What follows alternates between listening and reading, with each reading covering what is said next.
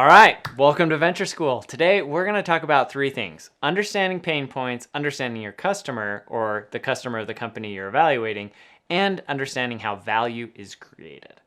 90% of startups fail because they fail to address these three aspects in many cases. And if you're looking to invest in a company, you are going to want to hear how I determine whether or not a company gets it. When you're evaluating a company, the first thing you really want to dive into and really understand, in my opinion, is the pain point they are trying to solve. What I found so often is that companies, the founders come up with some idea because they've felt some pain point, or they've seen something and they're like, hey, let's make it marginally better, right?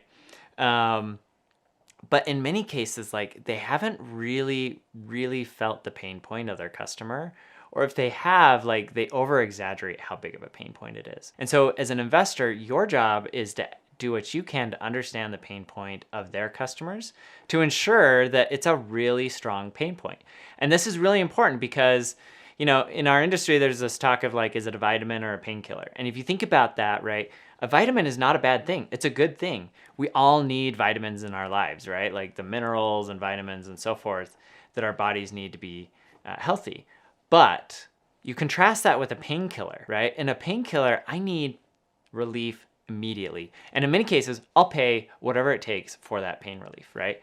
And so when you look at the prices between a vitamin versus a painkiller and the associated margins and profits from both, like, there's no comparison, right? You want to be, as an investor, investing in painkillers, right? Because people need that pain relief right away versus a vitamin, which is like a nice to have, but not a must have. So that's the first thing, is really understanding it. And generally what I would recommend is keep digging on that pain point until you can kind of feel it yourself. Once you get to that point, then you start to really truly empathize with the customer of the company, and you can start gauging whether or not that pain point is big enough. Because here's the thing, you want as big of pain point as you can get, and you want that pain point to affect as many people as possible. If you can do that, then you ultimately will have a massive market that you can sell into. On the flip side, if the pain point's not very big, or the market, or the number of people that feel that pain point is too small, it'll be tough to build a really big and successful business. Here's the other thing about pain points, is if you nail your pain point right as a company, sales should be easy, right? So let me give you an example. So we were an investor in Spotify, although we came in a little bit later as a fund.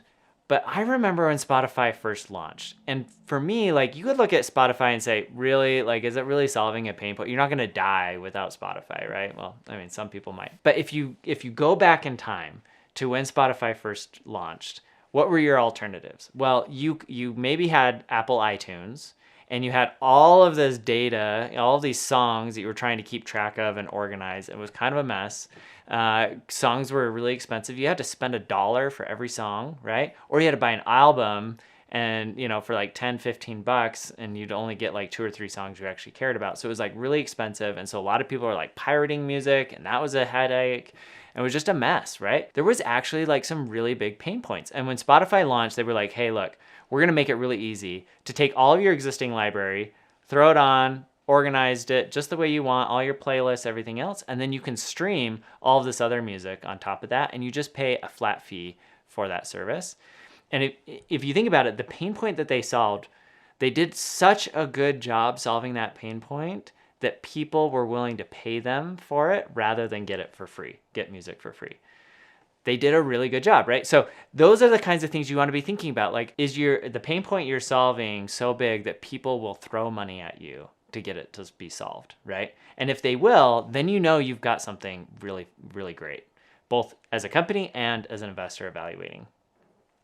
All right, so the next thing you have to really understand that's really closely tied to pain points is your customer, or the customer of the company that you're evaluating as a potential investment. Like I said earlier, you really want to get your feet in their shoes and understand what their day-to-day is like and where they're running up against these headaches.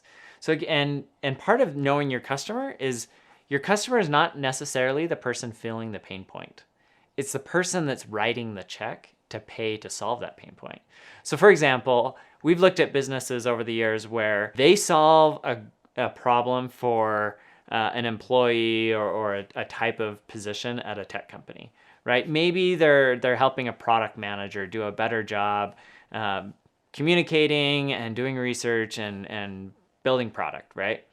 But the problem is that the person that pays for that product and that manages their budget doesn't really fill that same pain point. And so in that case, that's a deal that we passed on, because it was like, look, this person might feel the pain point, but they have no control over their budget, right? To actually make that purchasing decision. So you want to understand your customer both in terms of like who's got purchasing ability and who's filling the pain point. And ideally, like they're the same person. But if they're not, right, that should be a red flag. And oftentimes what you'll see is like entrepreneurs will say, oh yeah, like I felt this pain point. It's a huge problem, blah, blah, blah. But as you peel back the layers, you realize like, yeah, but you never had the ability to actually solve that problem for yourself. And it wasn't a big enough problem for your boss to worry about. Another good example of this that you see a lot is doctors in the healthcare system, right? So the patients may feel one pain point, the doctors feel another pain point, and the insurance companies that actually pay for everything feel a different pain point, right? And so even though you may have an amazing solution for the patient, the doctor may not care about it and the insurance company may not really care about it, right? So again, especially when there are multiple actors in a business model, like you really want to sit down and understand like what's the motivation of each of those different potential customers, if you will. Yeah, I guess at the end of the day, the last thing I'll just say about your customer and understanding them is that in my experience working with aspiring VCs, they don't spend enough time truly empathizing with the customer and understanding that the pain point that they feel and then their ability to solve it. And if you do like one thing, in my opinion, well, and when you're diligencing a company from this perspective, it's truly empathizing with the customer and like getting in their shoes and really understanding their perspective. All right, so the last thing that's tied to these three concepts is how value is created. At the end of the day, when I think about value creation, really value is the difference between what a customer values or is willing to pay to solve that pain point of theirs and what it costs to actually solve the pain point, right? So like I'll give you an example. This pen could generate for me like $5 of value over the life of the pen, right? The company that makes this pen, it might cost them 50 cents. And so the value that's been created when I buy this pen is $4.50, right? Now, I don't spend $4.50 on this pen. Maybe I spend like $1. And so all of that additional value is a benefit to me. But it's important to understand like how this value is created because it gives you control over pricing and it gives you insight into how much value you're creating. Now in venture capital, in my opinion, oftentimes you have companies that are like, oh, but like we're going to undercut the competition, right? That's how we're going to win. You know what I love? I love companies that are so good at solving that pain point that just like Spotify, they can convince people to pay more than what they're currently paying to solve that pain point, right? It's like if they came out with a pen that was so amazing that even though I could buy pens for $1, I was willing to spend $5 on that pen, right? Because it did so many better things or had so many features or whatever it might be.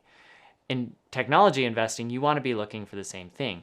Are there companies that are taking technology and solving a pain point in a way that is exponentially better than what's currently out there, right? Just like Spotify was able to create the software platform that solved people's pain point of managing and listening to music and discovering music so much better than what was out there for free, that they were actually willing to sign up and pay, basically like $100 a year for that platform. So just to recap everything, I'm going to tell you about an investment we made. So we invested in this company called Fastly.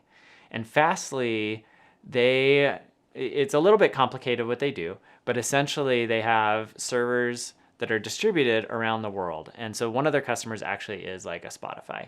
So when you're listening to music, your phone is getting that music or pinging the server for Spotify.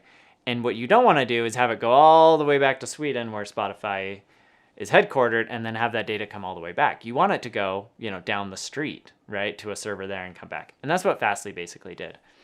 So one of the insights that Fastly had was that the person that fills this pain point is not really the CTO. it's the frontline engineer at a tech company, right? Because they're trying to build this thing, and when it doesn't work, like people are coming down on them and they're having problems and they need to get these things spooled up quickly. And so they have this like massive pain point, right? Of like, I need to build this infrastructure very quickly and very cost effectively so that I can keep building out the product that I'm building, whether it's Spotify or some other enterprise software company or whatever it might be. And so what Fastly did is, because they understood that pain point that frontline engineer had, they made the product super accessible for an engineer to just pull out their company card, swipe, be up and running immediately, and have an implementation of their product in operation. And then what they did is, and in my opinion is super smart, is they would have lots of these frontline engineers at different companies start buying and using Fastly's product and service. And then what they would do is they would go to the CTO and they'd say, hey, by the way, you already have 10, 20, 50, 1,000 engineers that are buying and paying for this service. Why don't you just sign a site license for your entire company, right? That to me is like a really good illustration of a company that understood, like, here's the big pain point. Here's our customer, and what their pain points are. Let's create a solution and a mechanism that allows them to solve their pain point. And then let's create value for the overall company by showing them how they could actually save money and improve their workflows across the organization by doing a site-wide license. Okay, hopefully this was helpful to you in terms of seeing how I think about evaluating pain points, why they're super important, why understanding your customer and empathizing with them is super valuable, and how value gets created. Join me next time at Venture School, where we're going to take these same concepts that we talked about today around value creation, pain points, etc. We're going to expand on them and talk about how they relate to markets, market size, how to evaluate them. So join me for that episode about what makes an attractive market size.